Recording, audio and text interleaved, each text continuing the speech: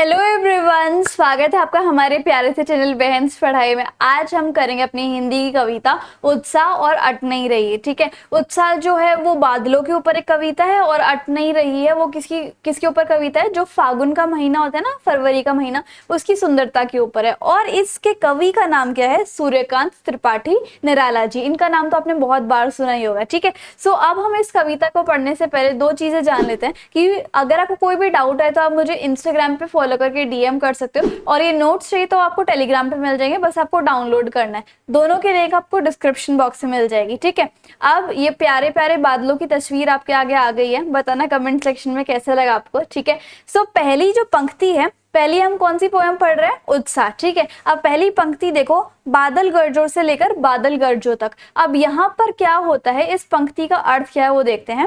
ये जो कविता है ना, ये एक वेलकम सॉन्ग की तरह है, आवाहन गीत की तरह है। ठीक है, इसमें क्या होता है, कवि जो है बादलों का वेलकम कर रहे होते हैं। वो बादलों को कहते हैं कि आप जो है वो बहुत घनघोर तरीके से गरजो और साथ ही साथ बारिश भी लाओ। वो रिक्वेस्ट कर रहे होते हैं बादलों से कि आपका स्वागत है और मैं आपसे रिक्वेस्ट करता हूँ कि आप जो है, मैं आपसे आग्रह करता हूँ, निवेदन करता हूँ कि बहुत तेज तेज गरजो और बारिश जो है वो ले आओ। ठीक है, सो बादल जो है जैसे बच्चों के काले काले घुंघराले बाल होते हैं ना बच्चों के, वैसे ही बादल लग रहे थे बिल्कुल। ठीक है, सो कवि जो है वो कहते हैं कि बादलों प्लीज आप बरसो और हम सबकी प्यास बुझाओ। ठीक है, और गरज कर आप सबको सुखी कर दो, प्रसन्न कर दो। आपने देखा होगा कि जब भी बादल गरजने लग जाते हैं तो सबके सब खुश हो जाते हैं कि अब बारिश आएगी, है ना, अब इतना प्यारा मौसम होने वाला है। तो इसलिए वो गरजने का और बारिश लाने का मतलब रिक्वेस्ट कर रहे होते हैं, आग्रह कर रहे होते हैं। ठीक है,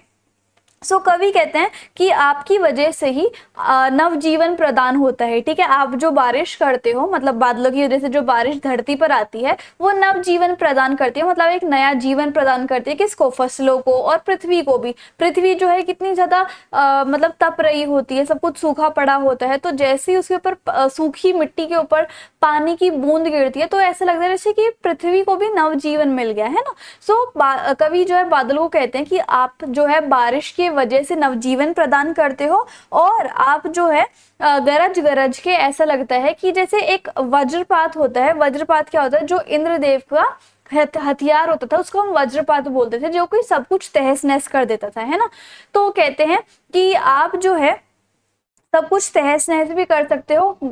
जब आपके अंदर से बिजली गिरती है तो जहां पर भी बिजली गिरती है तो सब कुछ तहस नहस होता है। ठीक है, सो कहते हैं कि आपके अंदर जो तहस नहस कर देने वाला वज्रपात है वो आप अपने अंदर ही छुपा के रखिए, भीतर छुपा कर रखिए, और सिर्फ बारिश लाइए ताकि हमारे अंदर नई स्फूर्ति, मतलब कि न्यू एनर्जी आए, नया जीवन। आप जो है आप जैसे ही बारिश करोगे तो हमारे धरती के अंदर और बहुत सारी चीजों के अंदर, जैसे सीड्स के अंदर एक नया जीवन डालेगा। तो इसलिए आप जो है, मैं आपसे आग्रह करता हूँ, एक मूसलाधार मतलब मूसलाधार बारिश जो है करवा दीजिए। तो इस तरीके से वेलकम सॉन्ग होती है ये उत्साह। अब इसी के साथ हम पंक्ति नंबर 2 पे आते हैं। पंक्ति नंबर 2 है, विकल विकल उन्मन थे उन्मन, विश्व के निदाग के सकल जन से लेकर बादल गरजों तक। ठीक है, अब यहाँ पर क्या अर्थ होता है इस पंक्ति का? सो आकाश में उमड़ते उमड़ते बादल, जैसे ऐसे उमड़ रहे थे बादल, तो उनको देखकर कवि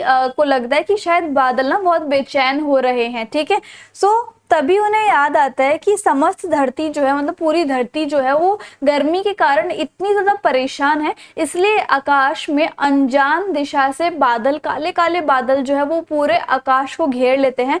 और ये जो प्यासी हुई धरती है इसको ठंडक देने के लिए ये जो बादल है वो बहुत बेचैन हो रहे हैं कि अब हम अपनी धरती को, ये जो इतनी ज्यादा प्यासी है, हम इसको जो है अब शीतलता प्रदान करेंगे, ठंडक प्रदान करेंगे और इसको पानी देंगे। इसलिए बादल जो बहुत बेचैन हो रहे होते हैं। ठीक है, ऐसे मतलब कवि को लगता है कि वो बहुत बेचैन हो रहे हैं, ऐसे उमड़ उमड़ के आ रहे हैं। सो कवि जो है रिक्वेस्ट कर रहे होते हैं, आग्रह कहते हैं कि बादल आप जो है वो खूब गरजो और बरसो और हमारी धरती की जो प्यास है उसको बुझाओ, यानी कि हमारी धरती को तृप्त करो। ठीक है, अब इसी के साथ साथ हम अपनी दूसरी पोएम के ऊपर चलते हैं, जो कि है अट नहीं रही है। ठीक है, अब ये जो है फागुन महीने की कविता है। फागुन क्या होता है? फरवरी का महीना, जब ये लगा लो आप स्प्रिंग सीजन ही होता है। ठीक है, उसमें क्या होता है, इतनी सुंदरता होती है, इतनी सुंदरता होती है हद से ज्यादा। वो एक जगह, इतनी सुंदरता जो है एक जगह पर समा ही नहीं पा रही है, इतनी सुंदर होती है। अब क्या होता है, फरवरी मार्च के टाइम पे जब आप होली वगैरह खेल रहे होते हो, ना तो गर्मी के दिन होते हैं ना सर्दी के दिन होते हैं, इतनी प्यारी प्यारी हवा चल रही होती है,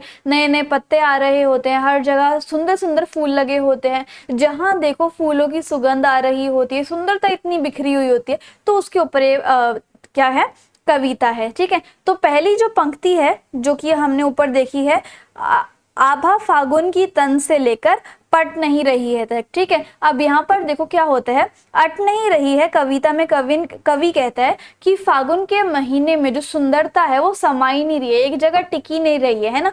फागुन के महीने में प्राकृतिक चमत्कार बहुत ज्यादा होते हैं, और इतना सुंदर इतनी सुंदर हमारे इन्वायरमेंट हो जाता है, इतना मनमोहक हो जाता है, इतना सुगंधित हो जाता है हमारे इन्वायरमेंट कि हमारे शरीर के अंदर वो सुंदरता और वो सुगंध समाई नहीं पा रही होती है। ठीक है, इतनी ज्यादा सुंदरता, हर जगह नज़ारे जो है वो बिखरे हुए होते हैं, और हमारे मन में वो बस ही नहीं पा रहे, वो इतने सुंदर हैं। ठीक है, सो यहाँ पर देखो थोड़ा इजी लैंग्वेज में भी लिखा हुआ है, अट नहीं रही है। कविता के कवि निराला जो है वो फागुन को संबोधित करते हैं, फागुन को सिंबलाइज करते हुए कहते हैं कि हे फागुन, जहां कहीं भी सांस ली जाती है वहीं से खुशबू आने लग जाती है, वहीं से सुगंध आने लग जाती है। ठीक है, फागुन ने ही सुगंध से संपूर्ण आकाश में उड़ने के लिए सभी को पंख लगा दिए। मतलब इतनी ज्यादा सुंदर हो गई है हमारी पृथ्वी, या फिर इतना ज्यादा सुंदर मनमोहक एनवायरनमेंट हो गया है, पर्यावरण हो गया कि सभी जीवित प्राणियों में पंख लग गए हैं। उनका मन ऐसा करता है कि अब तो हमें उड़ना ही उड़ना है, इतनी ज्यादा सुंदरता है, इतना ज्यादा मनमोहक दृश्य है। ठीक है, फागुन के महीने में सभी प्राणियों में मस्ती छा जाती है, सब प्रसन्न रहते हैं, और जब सब प्रसन्न रहते हैं तो सब खुद को हल्का फील करते हैं, है ना।